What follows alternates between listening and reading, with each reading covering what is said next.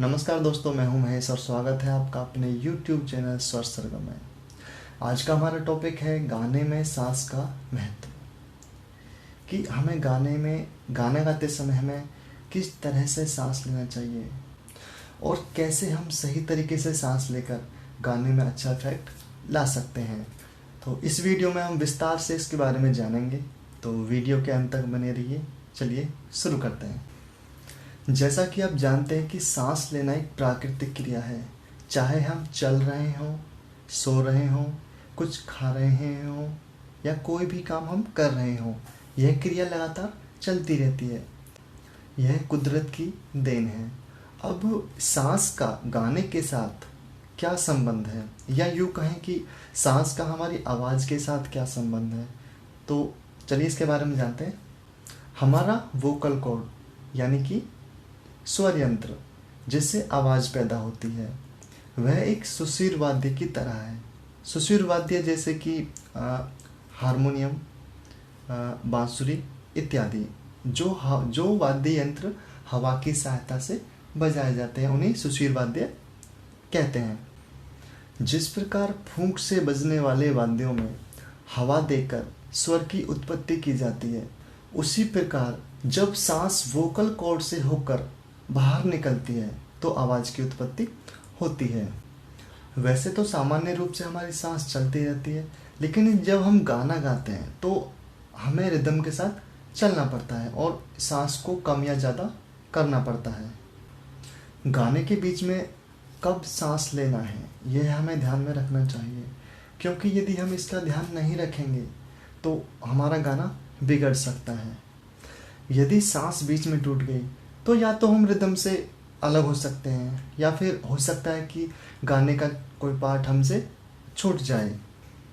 अब ऐसा तो नहीं है कि हम स्टेज पर बोलें कि हे तबले वाले भैया से कि भैया रुक जाओ थोड़ी देर, मुझे सांस लेने दो।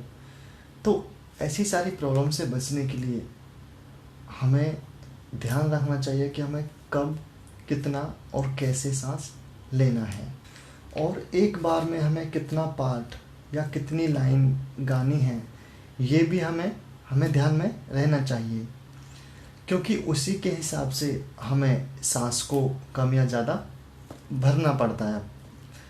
और यदि किसी गाने का पार्ट छोटा है तो थोड़ा सांस लेकर भी हम उस लाइन को, उस पार्ट को गा सकते हैं।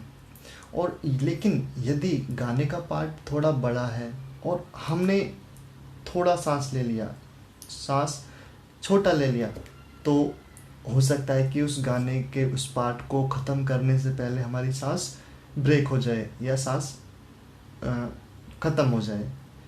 तो ऐसी स्थिति में हमें हमेशा ध्यान रखना है कि जब भी हमें बड़ा पार्ट या बड़ी लाइन गानी है तो हमें सांस को अपने अंदर ज़्यादा भरना पड़ेगा, ताकि हम आसानी से उस पार्ट को ख़त्म कर सकें। यदि आपको यहाँ पर छोटा पार्ट गाना है तो आप छोटा सांस ले सकते हैं, जैसे कि म प म ध प म ग म ग प म ग रे म ग रे सा।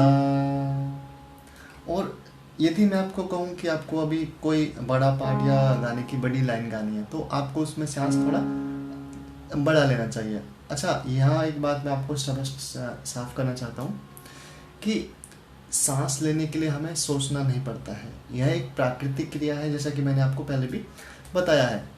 तो बस थोड़ा सा हमें ध्यान देना रहता है, बाकी तो सांस अपने आप आता है। उदाहरण के लिए जैसे कि मैं आपको बताऊं तो जैसे कि मैं आपसे बोलूं कि आपको एक बॉल 10 मीटर दूर फेंकना है, तो आप उसी के हिसाब से एनर्जी लगाकर उस बॉल को थ्रो करोगे, फेंकोगे। लेकिन यदि मैं आपसे कहूँ क्या वो बॉल आपको 100 मीटर दूर फेंकना है, तो ऑब्वियसली आप एनर्जी ज़्यादा लगाओगे। तो बस यही छोटा सा फ़र्क यहाँ पे हमें समझना है कि भले ही सांस अपने आप हम इनहेल करते हैं, आप अपने अंदर भरते हैं, लेकिन जब हमें कोई गाने का छोटा या बड़ा पार्ट गाना होता है तो थोड़ा सा हमें उस पर ध्यान देने की ज़रूरत है। बाकी तो गाते गाते वो हमारे एक हैबिट में आ जाता है कि हम अपने आप ही, हमें सोचना नहीं पड़ता है कि हमें बड़ा पार्ट गाना है तो बड़ा सांस, ज़्यादा सांस भरना है।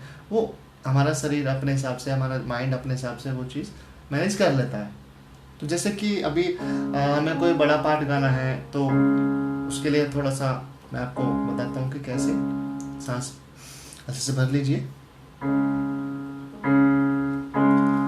गा गा रे गा रे सा म गा रे पा म गा धा धा प म नी धा प सा नी धा रे सा रे गा गा रे सा रे सा नी सा नी धा प गा रे सा। तो इस तरह से आप सांस का उचित रूप से सही रूप से प्रयोग करके अपने गाने को अच्छा कर सकते हैं। अभी जो मैंने ये पार्ट गाया है, क्या होगा यदि हमारी सांस बीच में टूट जाती है तो उसका क्या नेगेटिव इफेक्ट हो सकता है, क्या हमें परेशानी झेलनी पड़ सकती है गाते समय। तो जैसे यही इसी पार्ट को मैंने आपके सामने ये पूरा पार्ट एक ही सांस में गाया है, लेकिन मान लो कि हमारा सांस बीच में टूट जाए तो उससे क्या होगा। गा रे सा म गा रे पा म गा धा प म नी धा प सा नी धा रे सा नी गा रे सा रे सा नी धा धा प धा प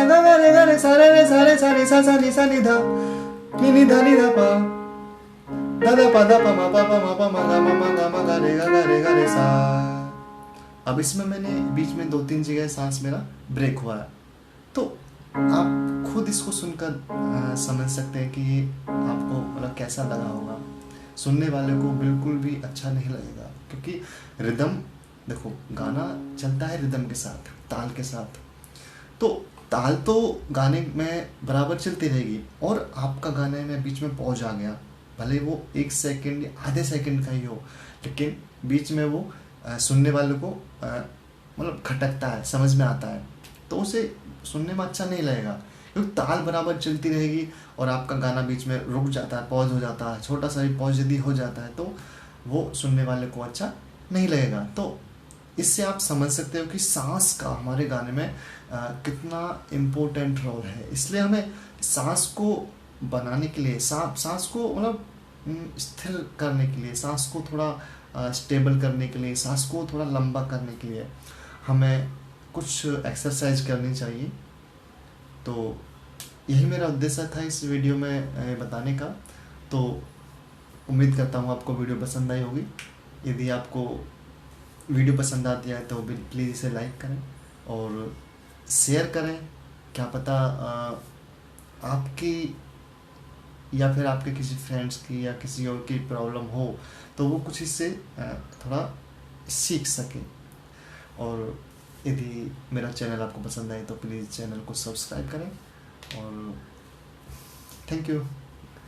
बस गाते रहिए, गुनगुनाते रहिए और रियाज करते रहिए। मिलते हैं अगले वीडियो में, फिर से एक नया टॉपिक लेकर आपके सामने आऊँगा। तो नमस्ते।